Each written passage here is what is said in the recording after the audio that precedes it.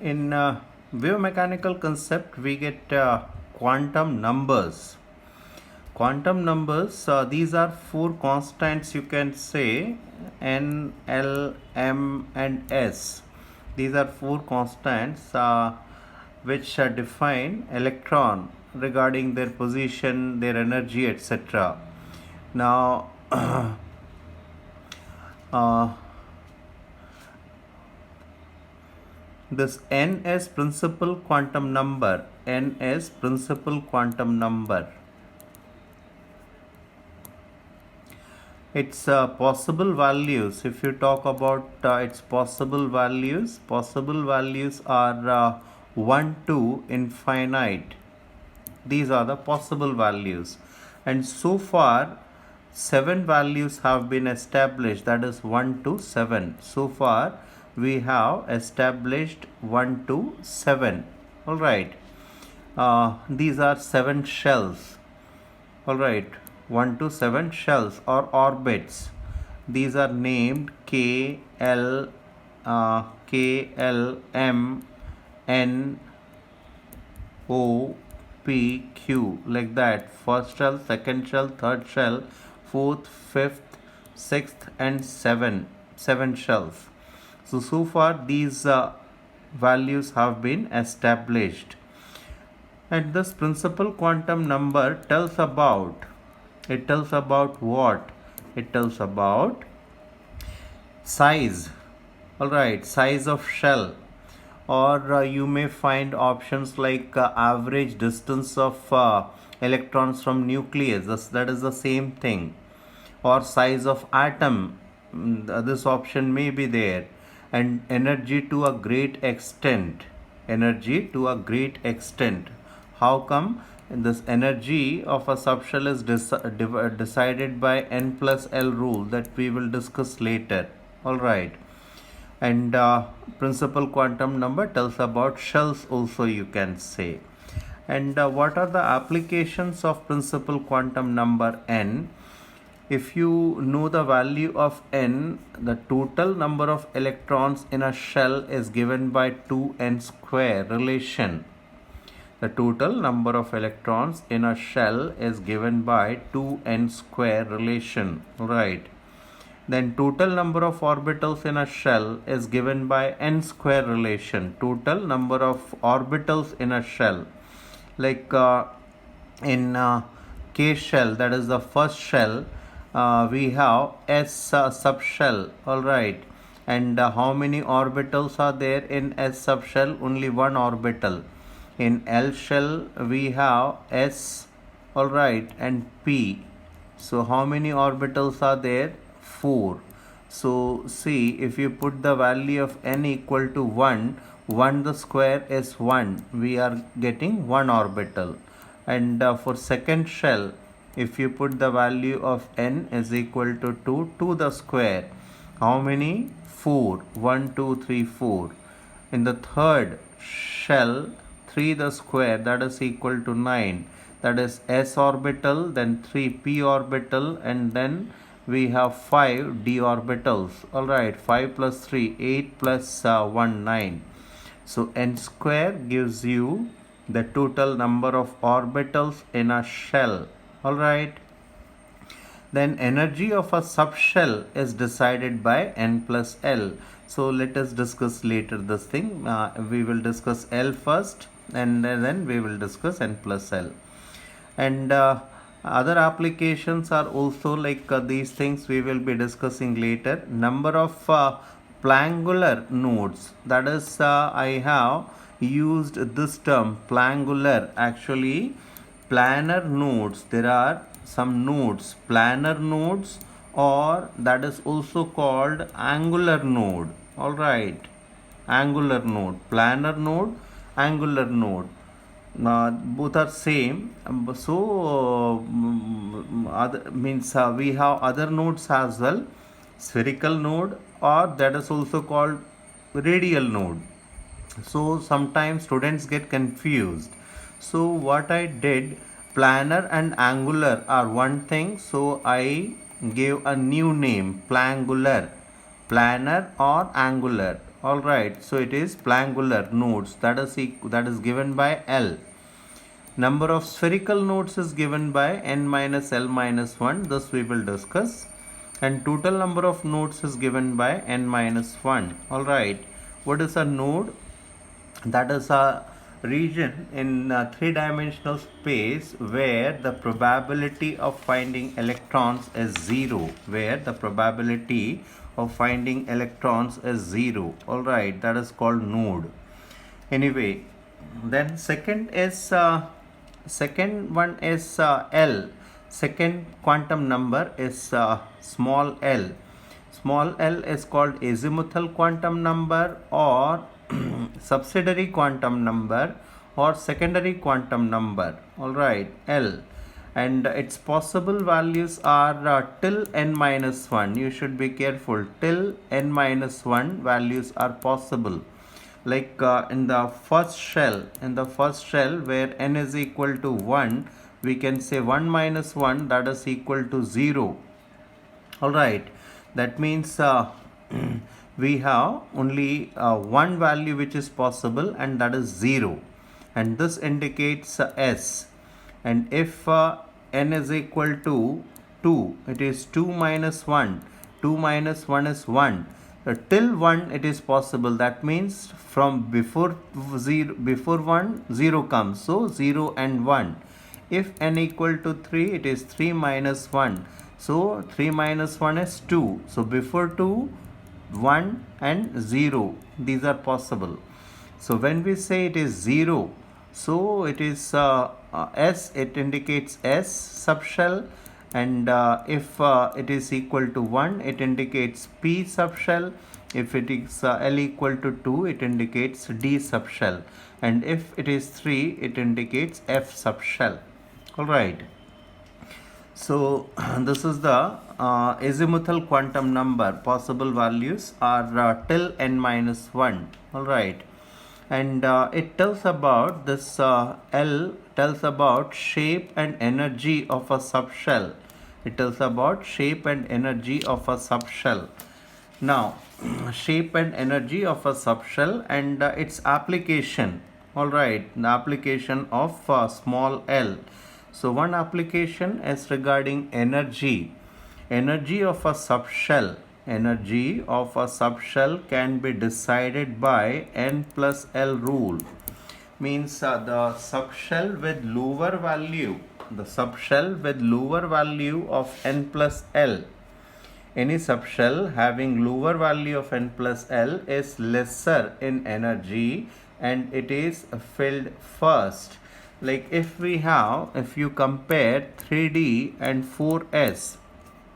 For 3D, it is n is equal to 3, that is principal quantum number.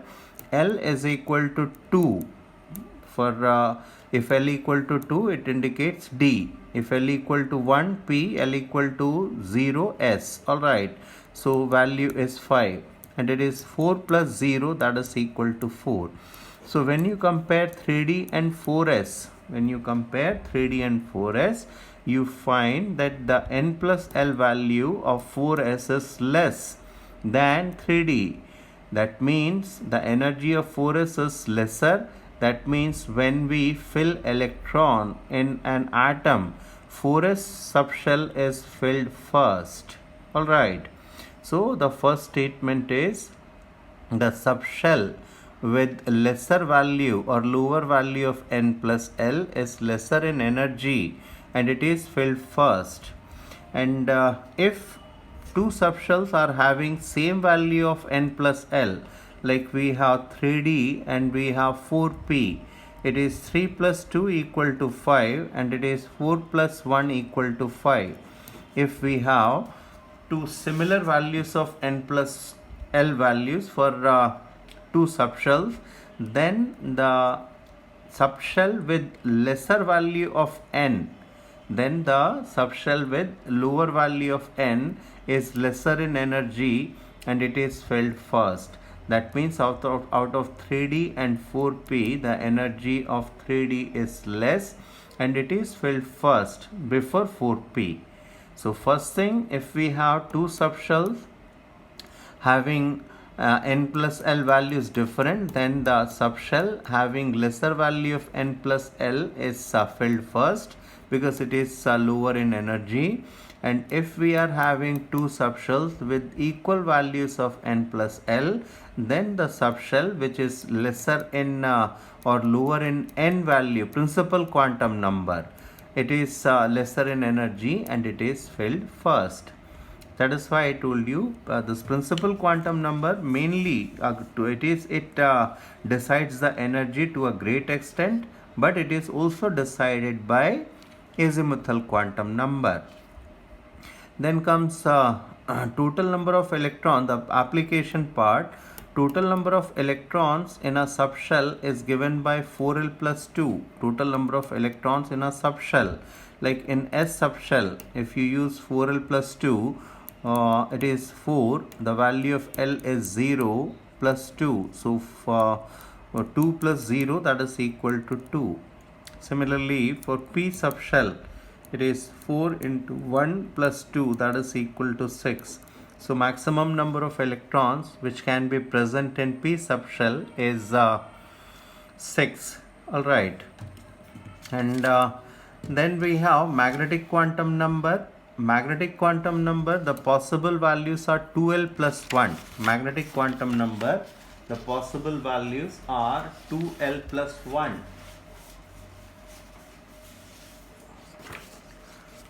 2l plus 1 means like for S orbital it is 2 into 0. For S, L value is 0 plus 1. That means only one value is possible, and that possible value is 0.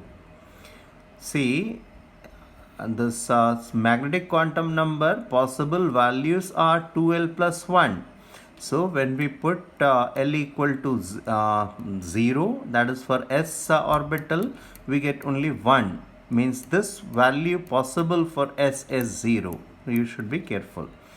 And for P, this is 2 into 1 plus 1, that is equal to 3. So there are 3 possible values. These 3 possible values are, now you should be very careful. This is 0, plus 1 and minus 1. And normally means Z is assumed to be molecular axis. So normally we write Pz in the center. So for Pz orbital, the magnetic quantum number is 0. And for Px and Py, as such, no fixed values are there. If we assign Px equal to plus 1, Py automatically becomes minus 1, or vice versa. Means if Px is awarded minus 1, Py becomes plus 1. And for D, the possible values are 5, and these 5 possible values are, again you should be very careful, dz square is written in the center and it is awarded 0. Whereas dx square y square and dxy, they are present at corner and they are awarded plus 2, then it becomes minus 2, or it can be minus 2, then it becomes plus 2. Then comes dxz and dyz. So it is awarded plus 1, then it becomes minus 1, and if it is minus 1, it becomes plus 1. Alright. So there will be only one value. We will discuss how to find quantum numbers in the next session. And then comes the last one, that is spin quantum number. Spin quantum number. Spin quantum number. Okay, one more thing. Magnetic quantum numbers. It tells about possible number of orientations of subshells in space. Possible number of orientations of subshell in space. And then finally we have spin quantum number. We have only 2 possible values, plus half and minus half. And you should be careful. The first electron which enters, we always means by convention we put plus half. Like for hydrogen we have 1 electron, 1s1. So we put it like this, means having plus half spin quantum number. The other one will be having minus half. Like for helium, we have 2 electrons, first electron, and then this is the second electron. Alright. So this is regarding quantum numbers. All right. So this is it, and then we will be discussing some how to write the, and then some more relations. Angular momentum of an electron in an orbit is given by nh by 2 pi. Angular momentum of an electron, nh by 2 pi. Angular momentum of an electron in an orbital, this is in an orbit, nh by 2 pi, in an orbital, root L plus 1 h by 2 pi, root L plus 1 h by 2 pi. Here n is principal quantum number, h Planck's constant, L is azimuthal quantum number, h is Planck's constant. Alright. Then we will be discussing quantum numbers and Aufbau principle, Pauli's exclusion principle, Hund's rule, etc. There is one more thing that we will discuss here, that is photoelectric effect. Kinetic energy of an emitted electron, like there are certain metals whose ionization energy is less, on the surface of which if if the surface strikes with some radiation having sufficient amount of energy, the some energy goes to the metal, that is to break the force of attraction between nuclear protons and the electron. And if this radiation which strikes on the surface of metal has more energy than this work function is the force of attraction, then this electron can be ejected. All right, and rest amount of energy, that is say radiation, the energy of this radiation, some part of energy is given to the metal to break this work function or to break the force of attraction, and rest amount of energy of this radiation is given to the electron, which is in the form of kinetic energy, which can be calculated h nu minus h nu 0 or h nu minus nu 0. H is Planck's constant, this is the frequency, and this frequency is called threshold frequency, that is the minimum energy needed for ejection of an electron. All right. Then the next section we will be discussing how to find out quantum number, how to and then how to write the electronic configuration and these things, Aufbau principle, Pauli's exclusion principle, etc.